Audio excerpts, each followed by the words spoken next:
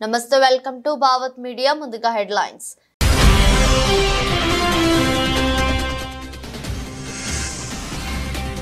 మా వైపు నిలబడండి ప్లీజ్, మోదీకి జెలెన్స్కీ విజ్ఞప్తి. భారత్ తటస్థంగా లేదని క్లారిటీ ఇచ్చిన ప్రధాని.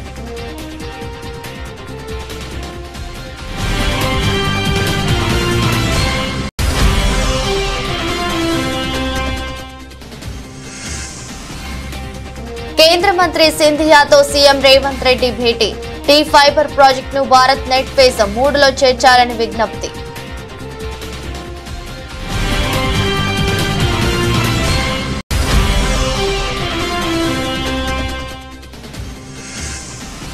అచ్యుతాపురం సెస్ ప్రమాద బాధితులను పరామర్శించిన జగన్. ప్రమాదం పగలు జరిగినా ప్రభుత్వం నిర్లక్ష్యంగా వ్యవహరించిందని విమర్శ.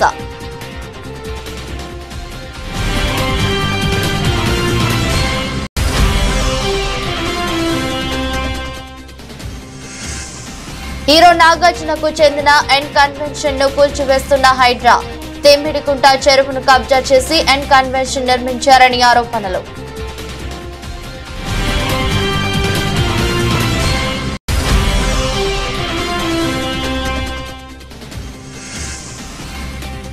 క్రికెట్ కు రిటైర్మెంట్ ప్రకటించిన శిఖర్ ధావన్. ఒక ఎమోషనల్ వీడియో ద్వారా తన నిర్ణయాన్ని ప్రకటించిన గబ్బర్.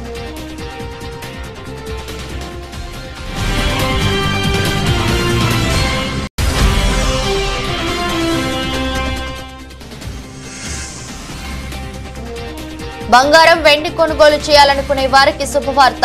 మళ్లీ తగ్గిన బంగారం, వెండి ధరలు.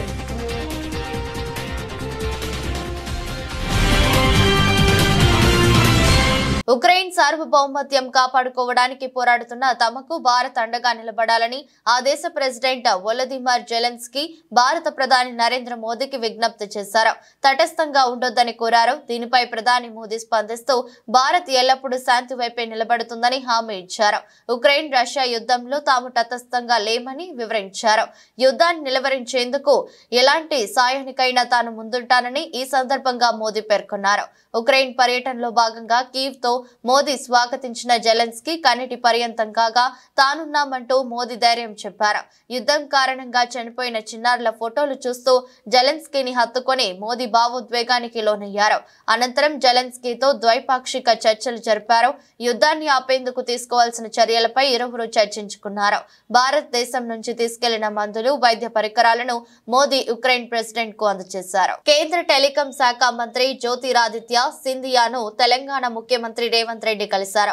ఉప ముఖ్యమంత్రి మల్లు భట్టి విక్రమార్క, మంత్రి జూపల్లి కృష్ణారావుతో కలిసి కేంద్ర మంత్రిని కలిశారు. టీ ఫైబర్ ప్రాజెక్టును భారత్ నెట్ ఫేజ్ 3లో చేర్చాలని వారు కేంద్ర మంత్రిని కోరారు.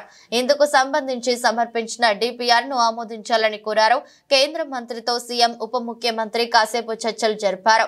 తెలంగాణ ప్రాంతంలోని గ్రామాలు, మండలాలకు నెట్వర్క్ కల్పించడమే టీ ఫైబర్ లక్ష్యమని ఈ సందర్భంగా సీఎం కేంద్ర మంత్రికి తెలిపారు. 65,000 ప్రభుత్వ సంస్థలకు G2G, G2C సేవలు అందించడమే తమ లక్ష్యమన్నారు. గ్రామీణ ప్రాంతాల్లో 63 లక్షల ఇళ్లకు ఇంటర్నెట్ సౌకర్యం కల్పిస్తామని చెప్పారు. బిఆర్ అంబేద్కర్ కోనసీమ జిల్లా కొత్తపేట మండలంలోని వానపల్లిలో జరిగిన గ్రామ సభలో సీఎం చంద్రబాబు పాల్గొని మాట్లాడారు.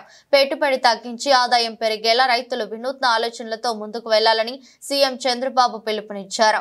ఇందులో భాగంగా పెట్టుబడిని తగ్గించే, ప్రకృతి సేద్యం చేసేలా ప్రోత్సహిస్తాం. రాష్ట్రంలో వర్షాలు పడటం శుభసూచకం. రాబోయే రోజుల్లో కరువు అనేది రాదు. ఇక్కడే పోలవరం ప్రాజెక్టు ఉంది. వీలైనంత త్వరలో దాన్ని పూర్తి చేసి గోదావరి జిల్లాల ప్రజలకు 3 పంటలకు నీళ్లనిస్తామని స్పష్టం చేశారు. ఈ రోజు రోడ్లు చూశారు. 5 సంవత్సరాల్లో ఒక్క పైసా డబ్బులు ఖర్చు పెట్టకుండా అన్ని రోడ్లు గోతులు పడ్డాయి. ఇప్పుడు గోతులను చూస్తామంటే ఏం చేయాలని అర్థం కావడం లేదు. భయంకరంగా దానికి డబ్బులు లేని పరిస్థితి వచ్చింది. 10 లక్షల కోట్ల రూపాయలు అప్పులతో ప్రారంభించాం. జీతాలు కూడా ఇవ్వలేని పరిస్థితి.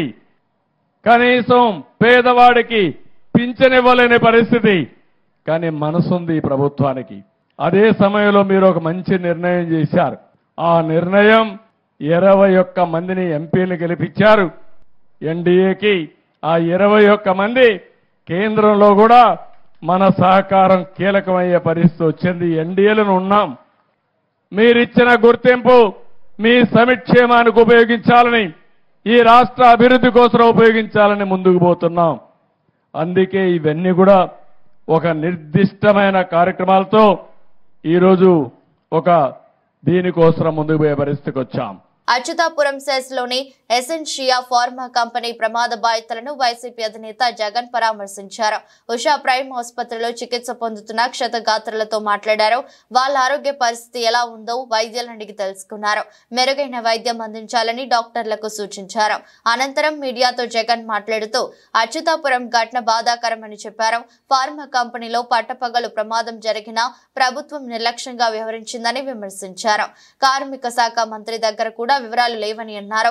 ప్రమాదంలో ఎంతమంది చనిపోయారో తెలియదని చెప్పారు. బాధితులకు, మృతుల కుటుంబాలకు పరిహారాన్ని వెంటనే ఇవ్వాలని జగన్ డిమాండ్ చేశారు. పరిహారం ఇవ్వకపోతే తానే వచ్చి స్వయంగా ధర్నా చేస్తానని హెచ్చరించారు. బాధితులకు తాను అండగా ఉంటానని చెప్పారు. నేను ఇవాళ ఇప్పటికైనా ఒకటే మాట చెప్తా ఉన్నా, చంద్రబాబు నాయుడుకి ఇదే మాట చెప్తా ఉన్నా. కాంపన్సేషన్ అన్నది ఎంపతితో ఇవ్వాలి, సానుభూతితో ఇవ్వాలి, ఇవ్వాల్సిన సమయంలో ఇవ్వాలి. ఇంతమంది హాస్పిటల్లో ఉన్నారు, వాళ్ళందరికీ ఏ ఒక్కరికి కూడా, ఈ హాస్పిటల్లో ఉన్న వాళ్ళకి ఏ ఒక్కరికి కూడా ఇంతవరకు డబ్బులు ముట్టల. వాళ్ళందరికీ కూడా మనం ఇస్తామని చెప్పిన డబ్బులు వెంటనే ఇప్పించే కార్యక్రమం చేయండి. ఆ ప్రోటోకాల్ ఏదైతే ఉందో ఫ్యాక్టరీ సెక్యూరిటీస్కి సంబంధించి, ఫ్యాక్టరీ సెక్యూరిటీ, పొల్యూషన్ కంట్రోల్కి సంబంధించి ఏదైతే ప్రోటోకాల్ ఎగ్జిస్టెన్స్లో ఉందో ఆ ప్రోటోకాల్ను కనీసం ఇప్పటి నుంచి అన్నా కనీసం మానిటర్ చేసే దిశగా అడుగులు వేయండి. ఇటువంటి మళ్ళీ పునరావృతం కాకుండా చేసే కార్యక్రమాలు చేయండి. ఆ ఫ్యాక్టరీకి సంబంధించి ఏం జరిగిందో లోతైన ఎంక్వైరీ చేయండి. అడిగినప్పుడు నేను ఇక్కడ బాధితులను పరామర్శించినప్పుడు, బాధితులను అడుగుతా ఉన్నప్పుడు నేను అడిగా, ఆ ఫ్యాక్టరీకి సంబంధించిన విషయాలకు సంబంధించి కూడా తెలుసుకునే ప్రయత్నం చేశా. ఫ్యాక్టరీలో ఏం జరుగుతూ ఉంది, ఫ్యాక్టరీలో SOPs బాగానే పాటించే వాళ్ళ, ఫ్యాక్టరీలో పొల్యూషన్ కంట్రోల్ అనేది స్టాండర్డ్ మెయింటెనెన్స్ చేసేవాళ్ళ అని కూడా అడిగా. అవన్నీ కూడా బాగానే జరిగేటివే అన్న, బాగానే జరిగేటివే, కానీ ఇది ఎందుకు జరిగిందో తెలియదన్నా అని చెప్పి చెప్తా ఉన్నాను. నేను ఫ్యాక్టరీలకు సంబంధించి వాళ్ళని ఏదో యాజమాన్యానికి సంబంధించి ఎవరన్నా కానీ ఆ యాజమాన్యం వాళ్ళు ఏదో తప్పులు పట్టాలని, ఇంకోటి పట్టాలని నేనేం చెప్పడం నా. బట్ లోతైన ఎంక్వైరీ అయితే జరగాలి. ఎందుకు తప్పు జరిగిందో తెలుసుకోవాలి. తెలుసుకొని ఇటువంటి మళ్ళీ పునరావృతం కాకుండా అటువంటివన్నీ కూడా చెక్స్ పెట్టి దాన్ని బ్లాక్ చేయాలి. ప్లస్ ప్రోటోకాల్ ఏదైతే ఎగ్జిస్టెన్స్లో ఉందో దాన్ని ఇంప్లిమెంట్ చేసే కార్యక్రమం జరగాలి. అప్పుడు మిగిలిన ఫ్యాక్టరీలలో కూడా ఆటోమేటిక్లీ ఎప్పుడైతే చెక్స్ అనేటివి ఎప్పుడైతే రెగ్యులర్గా, పీరియాడికల్గా జరగడం మొదలు పెడతాయో అప్పుడు న్యాచురల్గా సేఫ్టీ పారామీటర్స్ పెంచడం జరుగుతుంది. సేఫ్టీ పారామీటర్స్ ఎప్పుడైతే పెరుగుతాయో అప్పుడు ఇటువంటి ఘటనలు జరగకుండా పోతాయి. తన ఇల్లు FTL లో గాని బఫర్ జోన్ లో గాని ఉన్నట్టయితే వెంటనే కూల్చివేయాలని హైడ్రా కమిషనర్ రంగనాథ్ ను ఆదేశిస్తున్నట్టు రెవెన్యూ శాఖ మంత్రి పొంగులేటి శ్రీనివాస్ రెడ్డి స్పష్టం చేశారు. ఇక ఒక్క ఇటుక బఫర్ జోన్ లో ఉన్న ఇల్లు మొత్తం కూల్చేయాలని సూచించారు.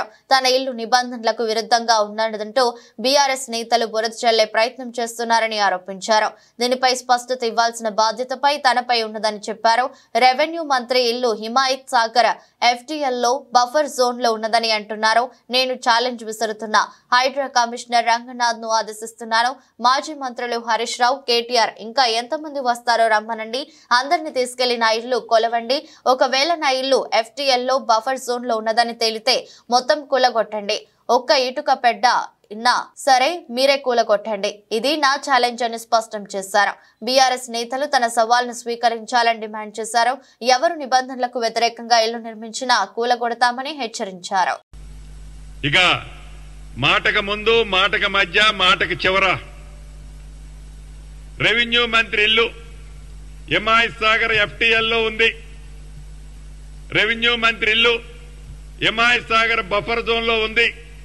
రెవెన్యూ మంత్రి ఇల్లు ఇట్లుంది అట్లుంది అని ఆనాటి MIUD మినిస్టర్ గారు వారి తొత్తులు ఇతరత్రా మాట్లాడుతున్నారు. నేను ఈ వేదిక ద్వారా ఒకటే ఛాలెంజ్ ఇస్తున్నాను.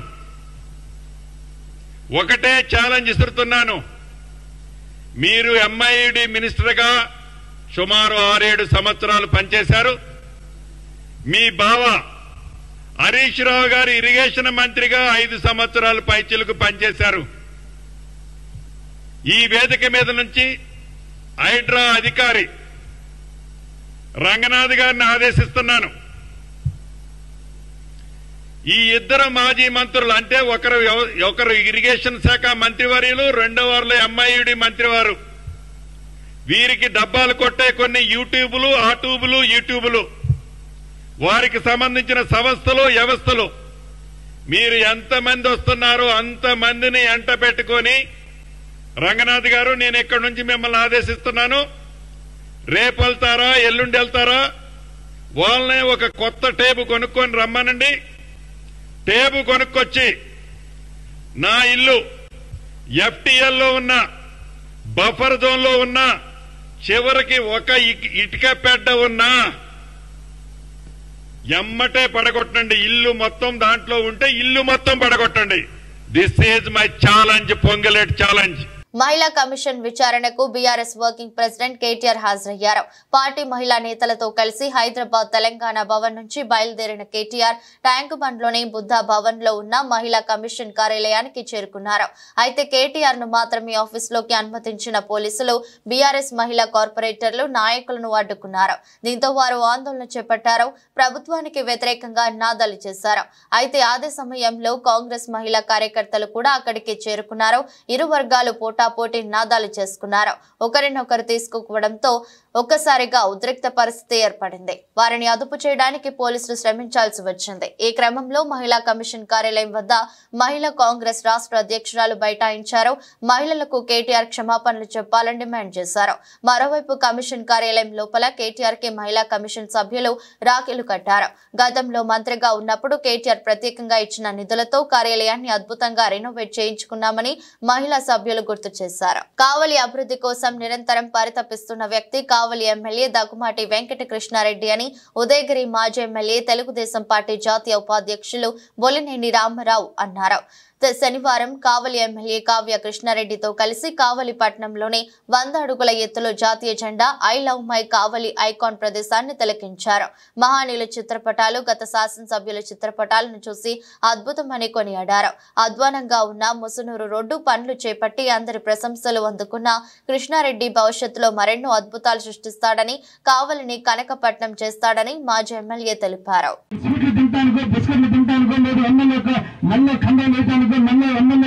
కప్పడం కాదు ముఖ్యమంత్రి, మీకు కావాల్సింది మీ ముందుకు వచ్చాం, మీరు అడగడం నేర్చుకోవాలి. ఇక్కడ ఎవరు ఫ్రీ గారు ఇటువంటి మౌలిక సదుపాయాలన్నీ కూడా సభ దృష్టికి తీసుకొచ్చి మీ గ్రామం అంటే ఈ రోజు ఈ రికార్డులో పొందుపరిచినటువంటి విషయాన్ని వాళ్ళు ప్రభుత్వానికి తెలియజేస్తారు. వాళ్ళ దగ్గర ఉంటుంది. నేను వాళ్ళ ద్వారా కూడా ఎమ్మెల్యేగా నేను కూడా కాపీ తీసి పెట్టుకుని వీటన్నిటిని కూడా సంవత్సర కాలంలో పూర్తి చేసేయడానికి వీలైనంత వరకు కూడా ప్రయత్నం చేయడానికి అవకాశం ఉంటుంది. ఇంకా అదేవిధంగా 4వ అంశం, మీ వ్యక్తిగతంగా మీరు ఇక్కడ చామ వేస్తున్నారు, లేదంటే ఇక్కడ పూల తోటలు వేస్తున్నారు, ఇక్కడ ఇంకా రకరకాల కూరగాయలు వేస్తున్నారు. మీరందరూ కూడా స్ప్రింక్లర్స్ కావాలి, మీకు కావాల్సినట్టు తెప్పరి సేద్యం ఇక్కడ నడుస్తుంది, లేదంటే ఇంకా రకరకాల వ్యవసాయాలు చేస్తున్నారు.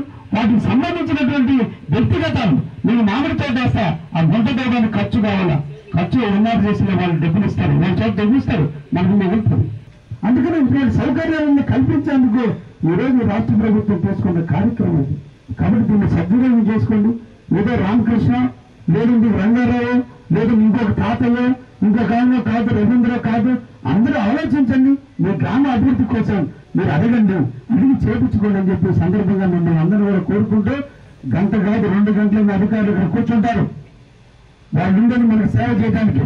రైతులకు ఇచ్చిన హామీ మేరకు ముఖ్యమంత్రి రేవంత్ రెడ్డి 2 లక్షల రుణమాఫీ చేస్తున్నారని, ఏవైనా సాంకేతిక కారణాల వల్ల రుణమాఫీ కాని రైతులు ఆందోళన చెందవద్దని కాంగ్రెస్ పార్టీ నాయకులు తెలిపారు. మెదక్ జిల్లా వెల్దుర్తి మండల కేంద్రంలో కాంగ్రెస్ పార్టీ నాయకులు మీడియా సమావేశం నిర్వహించారు. 10 సంవత్సరాలు పాలించిన బీఆర్ఎస్ పార్టీ రైతులకు చేసిందేమీ లేదని విమర్శించారు. రుణమాఫీ చేస్తున్న ముఖ్యమంత్రిపై దుమ్మెత్తిపోయడం సబబు కాదని హెచ్చరించారు. ఏదైతే మీరు ధర్నాకు దిగినరో మీరు గుండెల మీద చేసుకొని మాట్లాడాలి. 10 సంవత్సరాలు అవుతుంది మీ గవర్నమెంట్లో మీరు ఉన్నారు, రుణమాఫీ చేసే తెలివి లేదు. కేజీ టు పీజీ అన్నారు, ఇచ్చిర్రా? ఆ తెలివి లేదు. దళిత బంధు అంటివి, ఏదో ఒకళ్ళిద్దరు చూపిస్తే ఆశ పెడితే కథం చేస్తే. గిరిజన బంధు అంటివి, ఏమన్నా ఇచ్చినావా? మీరు ఏం చేసిర్రా అని చెప్పి రోడ్ల మీద కొంచెం ధర్నా చేస్తున్నారు. పూసేగాడి వచ్చి మేసేగాడిని తడిదెంగినట్టు ఇంత మంచిగా ఇస్తున్న గవర్నమెంట్ని పట్టుకొని వచ్చి మీరు ప్రయాస చేసి రోడ్ల మీదకి వచ్చి ధర్నాలు చేస్తే మీకు ఎవరు సహకరిస్తారు? మీ ఎమ్మడి నిన్న ఎవరున్నారు రైతులు మీ దగ్గర? మీరు ఇది గమనించాలి. ఏదైనా చేయాలన్నా కాంగ్రెస్ ప్రభుత్వం ఏం చేస్తుంది? రేపు ఏదైనా ఇప్పుడు అయిపోయి ప్రక్రియ అయిపోలేదు. ఎప్పుడు మీకు రుణమాఫీ జరగలేదని చెప్పి ఎవరు అనుకోలేరు. రుణమాఫీ జరుగుతుంది. ఏదైతే మిస్టేక్స్ ఉన్నాయో, ఎవరైతే పేర్లు తప్పుపడ్డాయో, ఎవరైతే అకౌంట్ తప్పు ఏదైతే ఉందో వాళ్ళందరినీ సరిచేసి రాబోయే రోజుల్లో ప్రతి ఒక్కరికి రుణమాఫీ జరుగుతుంది. కాకముందే మీరు వచ్చి రైతులు అనవసరంగా తీసుకొచ్చి రోడ్ల మీద పెడదామని ప్రయత్నం చేస్తారు. మీరు చెప్తే రైతులు రారు, మేము చెప్తే రైతులు వస్తారు. ప్రతి ఒక్కరికి తెలుసు ఎవరైతే రుణమాఫీ చేస్తారో. గౌరవ రాజశేఖర రెడ్డి గారు ఉన్నప్పుడు రుణమాఫీ అయింది. మళ్ళా ఇప్పుడు గౌరవ ముఖ్యమంత్రి గారు రేవంత్ రెడ్డి తర్వాత రేవంత్ రెడ్డి తోడే అవుతుంది. కాబట్టి గమనించాలి. ఇదో ఇప్పుడే అయిపోయింది. ఇక రుణమాఫీ ఎక్కువ ఏదో పోతున్నట్టు కాదు. ఇంకా మేము 4 సంవత్సరాల పైన మేము ఇంకా ఉంటాం. గవర్నమెంటే ఉంటుంది. రాబోయే రోజుల ప్రక్రియ అయితే ఏతుందో తప్పుల తడక ఉన్న చిన్న చిన్న మిస్టేక్స్ క్లియర్ చేస్తామని చెప్పి చెక్ చేస్తూ, మీరు ఇంతకుముందు ₹1,00,000 ఇస్తామన్న రుణమాఫీ ఏదని సంపూర్ణంగా ఎప్పుడు చేయలేదు. మీకు ఎక్కడ ఎక్కువ ఉన్నదండి? మీకు హక్కే లేదు. మీరు వచ్చి మీరు రాస్తారా పోయానికి ధర్నా చేసి హక్కే మీకు లేదు. మీ దగ్గర ఉన్న 15-20 మంది మీరైతే రేపు ఉన్నారు, అన్ని తెల్లబడ్డలో ఉన్నారు, కానీ ఎవరన్నా రైతులు లేరు. సరే గృహజ్యోతి అని చెప్పారు, ఇంకోటి గ్యాస్ సిలిండర్ల డబ్బులు రాలేవనేది చెప్తున్నారు. అది తప్పు. 99 మందికి వచ్చినాయి. ఏదో ఒకటి మిస్టేక్ అయి ఉండొచ్చు అందులో. అది కూడా దాని విషయం దాన్ని పెద్ద చేసి పెట్టే అవసరం లేదు. ఏదైనా సరే పేరు, అకౌంట్ నంబరు అట్లాంటి చిన్న చిన్న తప్పులునే తప్పితే మిగతా ఎలాంటి తప్పులు ఉన్నాయి. కావాల్సి గవర్నమెంట్ చేసి మోసం చేసేది లేదు. అందరికీ తెలుసు. మీ గవర్నమెంట్ రాగానే వాడు ఏదో ఇల్లు ఖాళీ చేసుకొని పోయినట్టుగా ఉన్న కాడికి ఫర్నిచర్ సహా ఖాళీ చేసుకొని పోయారు. ఆర్థిక సంక్షోభం ఉన్నా కానీ ప్రతి ఒక్క సంక్షేమ పథకాలు అందే విధంగా కృషి చేస్తున్నారు. చిత్తూరు జిల్లా శాంతిపురం మండలంలోని తోపుచేను గ్రామంలో జూన్ 6వ తేదీన షర్మిల ఇంట్లోకి రాత్రిపూట చొరబడిన 5 మందిని అరెస్ట్ చేసినట్లు డీఎస్పీ పార్థసారథి తెలిపారు. ఆయన మాట్లాడుతూ ఇంట్లో ఒంటరిగా ఉన్న షర్మిలను చేతులు కాళ్లు కట్టి ఆమెను బంధించి మెడలోని చైన్ మరియు హోండా డియో ద్విచక్ర వాహనాన్ని చోరీ చేశారని తెలిపారు. మహిళ అరవడంతో తన కొడుకు ఇంటిపై నుంచి కిందకి రావడంతో దోపిడీకి పాల్పడిన వారు పరారయ్యారన్నారు. షర్మిల ఇచ్చిన ఫిర్యాదు మేరకు కేసు నమోదు చేసి దర్యాప్తు చేపట్టామన్నారు.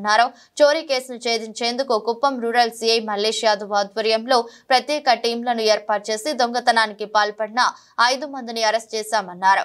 నిందితుల వద్ద నుండి చోరీకి గురైన బంగారు చైను మరియు ద్విచక్ర వాహనాన్ని స్వాధీనం చేసుకున్నామని తెలిపారు. ఒంటరిగా ఉన్న మహిళలు కానీ ఎవరైనా ఒంటరి వ్యక్తులు ఇలాగా ఇంట్లో ఒంటరిగా ఉన్నప్పుడు తగిన జాగ్రత్తలు తీసుకోండి. ఎవరైనా అర్ధరాత్రి పూట్ల ఎవరైనా వచ్చి తలుపు కొట్టడం అటువంటివి చేసినప్పుడు కనీస జాగ్రత్తలు తీసుకొని అసలు ఎవరు వచ్చారు ఏమిటి అని కిటికీ గుండా చూసి లేదా ఇంకొక విధంగా తెలుసుకొని తలుపు తీయడం ఉత్తమం. ఇక్కడ కంప్లైంట్ షర్మిల గారు కూడా ఎవరో తెలిసిన వాళ్ళు వచ్చారు కొడుతున్నారని చెప్పేసి ఒక 5 మినిట్స్ తర్వాత ఆవిడ తీయడంతో తలుపు తీయడంతో వీళ్ళు లోపలికి జొరబడి ఈ అఫెన్స్ చేశారు. కాబట్టి ఒంటరిగా ఉండే వాళ్ళు తన జాగ్రత్తలు తీసుకోవాల్సిందిగా. అలాగే వీళ్ళు ఆ అఫెన్స్ చేసేటప్పుడు సాయంత్రం నుంచి ఆ చుట్టుపక్కల తిరిగారు, రెక్కి చేశారు. ఆవిడ ఒంటరిగా ఉంటుంది అని తెలుసుకున్నారు వాళ్ళు, కానీ వాళ్ళకి తెలియదు అబ్బాయి కూడా ఉన్నాడని. బట్ మిద్ద మీద నిద్రపోతున్నాడు అని తెలుసుకోలేదు. కాబట్టి ఇటువంటి వాళ్ళు మన విలేజ్లలో కానీ చుట్టుపక్కల ఇళ్ళ కాడ కానీ ఎవరైనా కొత్త వ్యక్తులు తిరుగుతుంటే కొంత అటువంటి ఇన్ఫర్మేషన్ ఇమీడియట్గా పోలీసు వాళ్ళకి తెలియజేయడం, కాల్ చేయడం అవి చేస్తే మనము దాన్ని ప్రివెంట్ చేయడానికి ఆస్కారం ఉంటుంది. అలాగే ఎవరైనా ఇంటి నుంచి ఏదైనా ఉత్సవాలకు వెళ్ళినప్పుడు కానీ పండుగలకు బయటికి వెళ్ళినప్పుడు కానీ ఇంట్లో లాక్ చేసినప్పుడు ఆ నియర్ బై పోలీస్ స్టేషన్స్లో మేము ఇట్లా ఊరికి వెళ్తున్నాం సార్, కొద్ది దాని మీద దృష్టి పెట్టండి అంటే మన రెగ్యులర్గా మనం బీట్స్ వేస్తుంటాము. నైట్ అంతా కూడా బీట్ కానిస్టేబుల్స్ ఆఫీసర్స్ తిరుగుతుంటారు. వాళ్ళు ప్రత్యేకంగా ఆ ఇంటి మీద దృష్టి పెట్టే అవకాశం మాకు ఉంటుంది. ఆ తాళం వేసిన ఇంటి మీద ముందు చెప్పగలిగితే మనకి ఇవన్నీ చేయగలము. కాబట్టి దయచేసి ప్రజలందరూ కూడా ఇటువంటి ప్రికాషనరీ మెజర్స్ తీసుకొని వాళ్ళు ఊరికి వెళ్ళాలనుకున్నప్పుడు తాళం వేసిన ఇల్లు ఖచ్చితంగా near by police station inform చేసి వెళ్ళవలసిందిగా కోరుతున్నాం. నార్కటిక్ డ్రగ్స్ టెస్టింగ్ మిషన్ల ద్వారా యువకుల వాహనాలు తనిఖీ చేపట్టినట్టు గజ్వేల్ ఇన్స్పెక్టర్ సైదా తెలిపారు. సిద్దిపేట జిల్లా గజ్వేల్లో నార్కటిక్ డ్రగ్స్ టెస్టింగ్ మిషన్ ద్వారా తనిఖీలు నిర్వహించారు. ఈ సందర్భంగా మాట్లాడుతూ అనుమానం ఉన్న వ్యక్తులను నార్కోటిక్ డ్రగ్స్ టెస్టింగ్ మిషన్ల ద్వారా పరిశీలించడం జరుగుతుందన్నారు. వాహనాల తనిఖీల్లో భాగంగా నార్కోటిక్ టెస్టులపైన యువతకు అవగాహన సదస్సు నిర్వహించనున్నట్టు పేర్కొన్నారు. పిల్లలు యువకుల్లో ఏదైనా మార్పులు వస్తే తల్లిదండ్రులు వెంటనే పోలీసులు సంప్రదించాలని కోరారు. ఇది ఈ అబ్బాయిపై అనుమానం ఉన్నందుకు గాను చేశాము. ఇందులో ఒకవేళ ఇతను కనుక గాంజా కనుక తాగినట్లయితే ఏదన్నా మత్తు పదార్థం ఎటువంటిది ఏమైనా కానీ ఏ టైప్ ఆఫ్ డ్రగ్స్ అయినా ఉండొచ్చు, అవి కనుక తాగితే ఆటోమేటిక్గా మాకు సంబంధించిన కలర్స్ వచ్చేస్తాయి. ఎన్ని టైప్స్ ఆఫ్ డ్రగ్స్, దాదాపుగా దానికి 8 రకాలుగా డ్రగ్స్ ఉన్నాయన్నీ. ఏం తాగినా కానీ దీంట్లో మార్క్స్ వస్తాయి. ఏదైనా తాగలేదు, ఇది మాకు వచ్చే అనుమానం, మాకు వచ్చిన ఇన్ఫర్మేషన్ రాంగ్, ఇది కరెక్ట్ కాదు. ఒకవేళ ఇలా తాగినట్లు ఎవరైనా ఉన్నట్లయితే ఇమీడియట్గా మేము చట్టపరంగా ఏ విధంగా ఉంటే ఆ విధంగా శిక్ష అర్హుల అవకాశం ఉంది. దయచేసి మీరు ఈరోజు తాగాను కదా, తాగిన తర్వాత నాకేం కాదులే అనుకుంటారు. అది దాదాపుగా 5 to 6 days 10 days వరకు ఎప్పుడు తాగినా కానీ 10 days వరకు మన యూరిన్లో మన బ్లడ్లో ఉండడానికి అవకాశం ఉంటుంది. కాబట్టి ఇటువంటి వాటికి ఎవరు అలవాటు పడకుండా ఉండాలి, ఎవరు అలాంటివి చేయొద్దు. కొత్తగా లేటెస్ట్ వచ్చిన టెక్నిక్స్ అవన్నీ ఆటోమేటిక్ ఈరోజు కూడా వేరే చోట అన్ని చోట్ల చేస్తున్నాము. కాబట్టి దయచేసి ఇక్కడున్న యువకులకు అందరికీ మేము తెలియజేస్తున్నాం, కొంచెం అనుమానితులు ఎవరున్నా కానీ ఏదైనా చేస్తున్నట్టుగా, ఏదైనా మత్తు పదార్థం తాగుతున్నట్టుగా ఏమైనా తెలిస్తే ఇమీడియట్గా అన్ని చోట్ల గజ్వేల్లో అన్ని టీ పాయింట్స్ దగ్గర మాకు అనుమానితంగా ఉన్న అది హాట్స్పాట్ కొన్ని ఏరియాలో కొంతమంది గాంజా తాగుతున్నారు, వేరే దగ్గర అన్వాంటెడ్ ఇన్ఫ్లుయెన్స్ ఏదైనా అవ్వడానికి అవకాశం ఉందని ఎక్కడెక్కడ తెలుస్తున్నాయి. ఆ ఏరియాకి వెళ్ళి సడన్గా మాకు ముందస్తు సమాచారం మేరకు మేము వస్తున్నాం. అందులో భాగంగానే ఈ అబ్బాయి గురించి కొంచెం అనుమానంగా ఉన్నందుకు మాకు వేరే వాళ్ళ ఇన్ఫర్మేషన్ వచ్చాము. మేము చెక్ చేస్తున్నాం. దీంట్లో అంతకుముందు బ్లడ్ శాంపుల్ తీయడము, హాస్పిటల్కి పంపించడము, హాస్పిటల్కి పంపించిన తర్వాత బ్లడ్ శాంపుల్ తీసుకొని ఫోరెన్సిక్స్ అండ్ ల్యాబొరేటరీకి పంపించడం అన్ని చేసేటోళ్ళు. మాజీ MLA Pinnelli Ramakrishna Reddy Nellore central jail నుంచి బెయిల్పై విడుదలయ్యారు. కొంతకాలంగా పలు కేసుల్లో పిన్నెల్లి రిమాండ్ ఖైదీగా ఉన్నారు. పలు కండిషన్లతో ఏపీ హైకోర్టు ఆయనకు బెయిల్ మంజూరు చేసింది. జైల్లో నుంచి బయటకు వచ్చిన వెంటనే పిన్నెల్లి కారులో మాచర్లకి బయలుదేరి వెళ్లారు. పిన్నెల్లిని పరామర్శించేందుకు మాజీ మంత్రులు కాకాని గోవర్ధన్ రెడ్డి, అనిల్ కుమార్ జైలు వద్దకు వెళ్లారు. నిన్ననే పిన్నెల్లికి బెయిల్ మంజూరైంది. పిన్నెల్లి విడుదల నేపథ్యంలో స్థానిక పోలీసులు జైలు వద్దకు చేరుకుంటున్నారు. నర్సరావుపేట పోలీస్ బృందాలు నిన్ననే నెల్లూరుకు చేరుకున్నారు. జైలు వద్ద ఎలాంటి అవాంఛనీయ సంఘటనలు జరగకుండా పటిష్ట భద్రతను ఏర్పాటు చేశారు.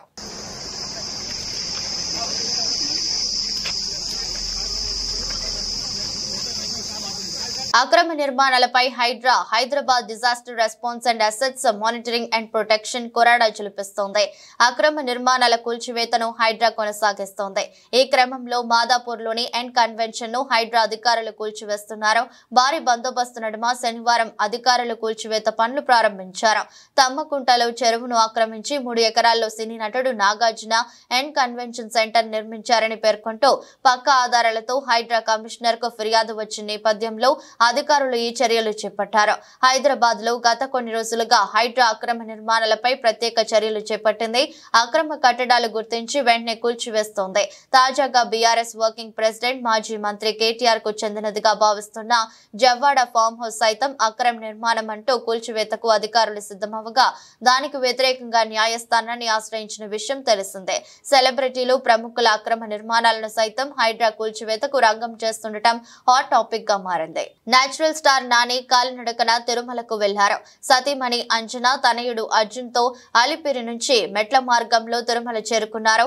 వారితో పాటు సరిపోదా శనివారం సినిమా కథానాయక అరుల్ మోహన్ కూడా ఉన్నారు. అనంతరం వారు తిరుమలేశ్వరుని దర్శించుకున్నారు. వివేక్ ఆత్రేయ దర్శకత్వంలో నాని నటించిన సరిపోదా శనివారం చిత్రం ఈ నెల 29న విడుదల కానుంది. ఇందులో gang leader fame Priyanka Arul Mohan female lead role చేస్తోంది. ఇటీవలే విడుదల చేసిన ట్రైలర్ కు మంచి స్పందన వస్తోంది. ఈ సినిమా ప్రీ రిలీజ్ ఈవెంట్ ను ఆగస్టు 24న గ్రాండ్ గా నిర్వహించనున్నారు.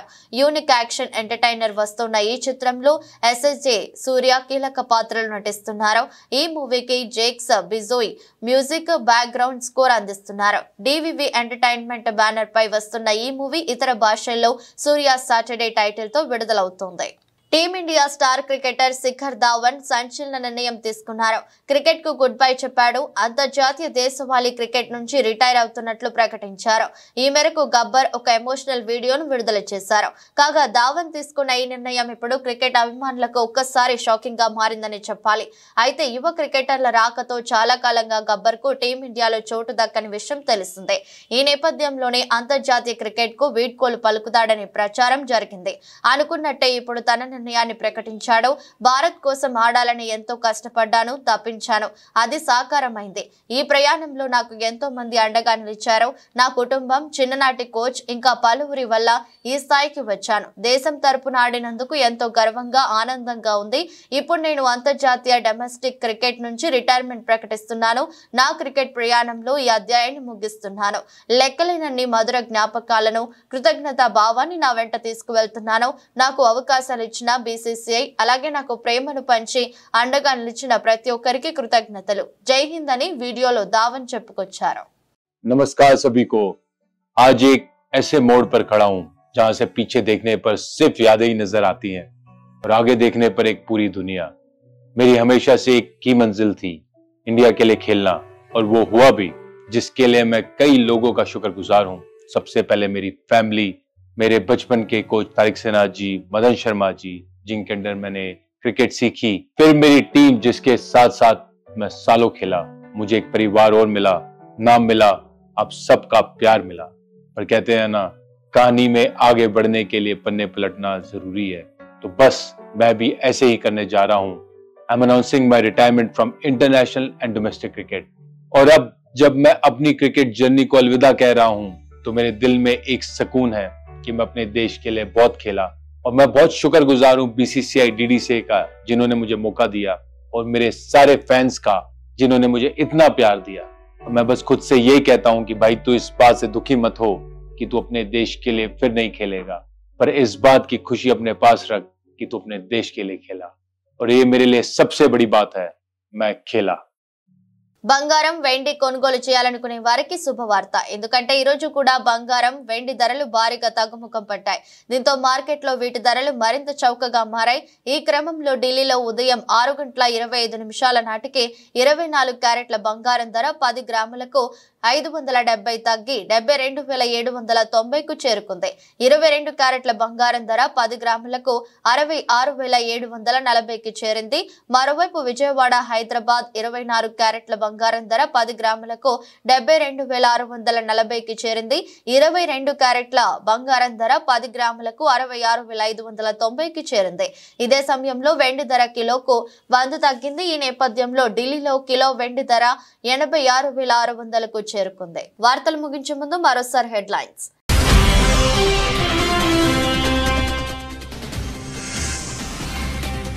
మా వైపు నిలబడండి ప్లీజ్, మోదీకి జెలెన్స్కీ విజ్ఞప్తి. భారత్ తటస్థంగా లేదని క్లారిటీ ఇచ్చిన ప్రధాని.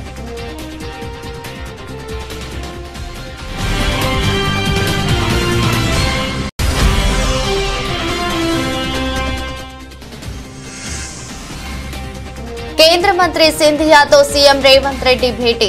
టీ ఫైబర్ ప్రాజెక్టును భారత్ నెట్ ఫేజ్ 3లో చేర్చాలని విజ్ఞప్తి.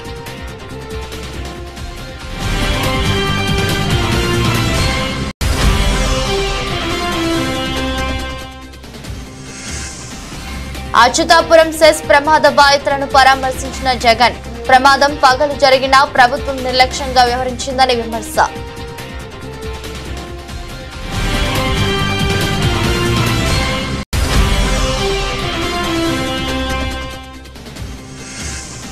హీరో నాగార్జునకు చెందిన ఎన్ కన్వెన్షన్ ను కూల్చివేస్తున్న హైడ్రా. తెమ్మిడికుంట చెరువును కబ్జా చేసి ఎన్ కన్వెన్షన్ నిర్మించారని ఆరోపణలు.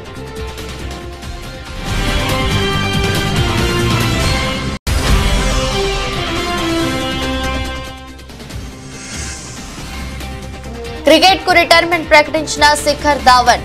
ఒక ఎమోషనల్ వీడియో ద్వారా తన నిర్ణయాన్ని ప్రకటించిన గబ్బర్.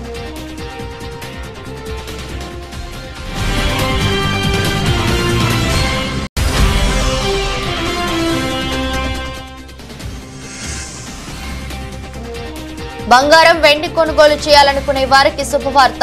మళ్లీ తగ్గిన బంగారం, వెండి ధరలు.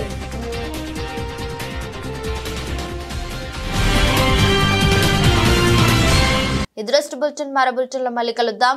అంతవరకు సెలవు. నమస్కారం.